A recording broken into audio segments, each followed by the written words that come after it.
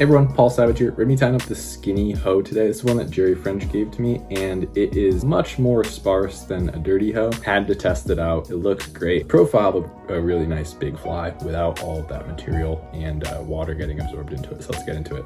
So jumping straight into rigging, we have a custom cut and sanded 18mm micro shank here. I'm gonna thread the 50-pound Power Pro through the loop, and I'm gonna push it through the front of my cone. Go ahead and pull that out the other side. Don't worry too much about length at this point. Then we're gonna take the tag end, same thing, thread it through the front of the cone. Just for a size comparison, just to see where the cone is and how far back the braid goes. Hold that up. Like this one is actually a little bit shorter, so that's one thing that I probably do a little bit too often is tie things a little bit too big. If you start your thread, pull the top tight, keep it just on top. Few tight wraps just to secure that down. You can really yank on this 210. I can see why Jerry loves this stuff. Pull the bottom tight, capture that down as well. Now, one of the things that I learned quite a bit from looking at this pattern is just how short the shank is and how far up you start it.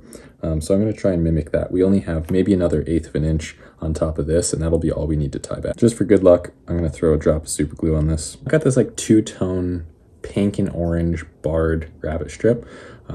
One of the things that I noticed was Jerry was using micro rabbit. So to do that, this isn't micro rabbit, but I love this color combination. So I'm going to go ahead and show you how to cut this down yourself. Throw your rabbit strip in the vise, a sharp razor blade, and just cut that little less than half. So I go about 60-40 on a regular size. Magnum, you would want to go just straight up in half. Gonna cut that into a nice point at the end. Why not? Well, we're in here with a super sharp razor. Cut off the rest. You've got this nice sparse piece of rabbit. Just tie that down right onto the shank. One thing that's going to make your life a lot easier, just make sure that the braid and the rabbit are perfectly tied in at the same point. I gotta say, this is probably the pattern I'm most addicted to tying. Dirty hoe or skinny hoe in general. It's just so much fun. Set that aside for now. Two things are going in this: angel hair, fuchsia, ripple ice dub, shell pink. Angel hair is kind of similar to dubbing, depending on the kind. Much longer, usually. We'll take off some of that super long, trim that down, 1 3/4 inches. Onto the ripple ice dub. If I can give you one word of advice on the skinny hoe, think sparse. If you think you're grabbing too little materials, you're not. Redubbing loop, there's some wax on that. Angel hair, dubbing, goes in. This first one, 50-50, is fine. Go in and pick that stuff out. Now, next part, wire brush. Beat the devil out of it. Fold that all back. Pin it up. Not a ball, one wrap in front of the next. Capture that down. Holographic flash blue. One pink, one orange. Directly on the side. Length of the rabbit strip. Tie it down. 1 or 2 tight wraps. And just pull it in case it moved at all. Don't need a ton of wraps, especially not with 210. Just go in nice and tight wraps, 3-4 times. Flip it back to the other side and just tie those same 2 pieces down. Jungle cock, pull off the fluffy stuff right on the side. 2 or 3 tight wraps, then pull the stem that was facing forward back.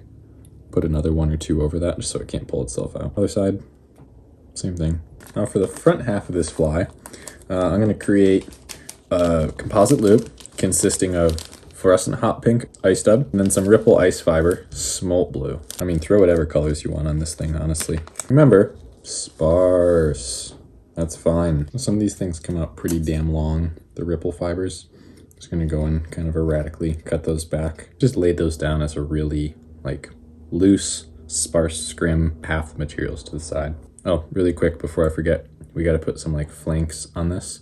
I'm gonna use just some orange ostrich. Those are gonna go back 2/3 the length of the fly, pretty much. Again, few tight wraps, not a million. 4 more fibers right on the other side. Trim the excess. Now, on top of our composite loop that we formed, we are going to add some of this kind of pink fuchsia reddish ostrich. This is a smaller feather, so these are the perfect length for a skinny hoe. One thing that'll make the transfer kind of easy, just go in with a clip. Grab as much as your clip can fit. It's about as much as I'll use. Go in and start trimming those. Lay those down right over the middle of the dubbing pile that we've created. And use something long and straight like a ruler to hold down the ends and you're opening the clamp so nothing shifts. Take the other half of your ice stub, lay that right over the top of the ostrich. Deposit loop, bigger one, 4 or 5 inches long, just makes things easier. So nothing, you try and spin it too close to this, everything gets caught in it. Wax that thing. See what I'm saying? It's little bastards. Let me hold this loop up for you. They're pretty sturdy, so you can do this. Just hold it right up. That's what we created: ripple, ice, and ostrich. So I've just put that in the loop and made a last minute decision. I'm gonna go ahead and throw a tiny bit of ice stub purple right at the head of this fly. So that's what we ended up with. We're gonna spin that up. Doesn't have to all come together all at once. A couple spins, pull it tight, a couple spins, control it. We've got that nice and tight. I'm gonna go in, pick it out. Best part. So you can feel free to throw a polar flash predator wrap in this. Just keep that same mindset. Sparse, way less than usual. Sparse, nice and minimalistic. Looks awesome when it swims. Delight to cast. Go ahead and fold that back. Throw a little bit of water on there. Once you've got that kind of combed back, just start spinning it up. I think it's gonna look sweet. So again, just one wrap in front of the next. You don't need to overlap them at all. Jerry and I were actually talking about how if you put too much material on this, it'll literally create a back eddy behind the fly that sucks the fibers up inside of it. We don't want that. So go ahead and capture that down. A few tight wraps. All those materials out of the way. We're gonna go ahead and whip finish. And then you'll notice the cone's a little loose. Instead of adding more material here, I heard this, I don't remember which one of Jerry's videos he said this. Just pull the cone back, start your thread right in front of it. So I'll actually spin that thread around so we don't have to build it up super huge. Capture that down, a few tight wraps. All right, there we have it, the Skinny Hoh. See, that thing compresses down, well, to be skinny. Way less materials. As far as rigging goes, we're gonna throw an aqua talon on here. Feel free to take this off the vise if that's easier for you. Open up the loop and thread the hook through that. Just spin it once, go back over the hook point and go back through that loop.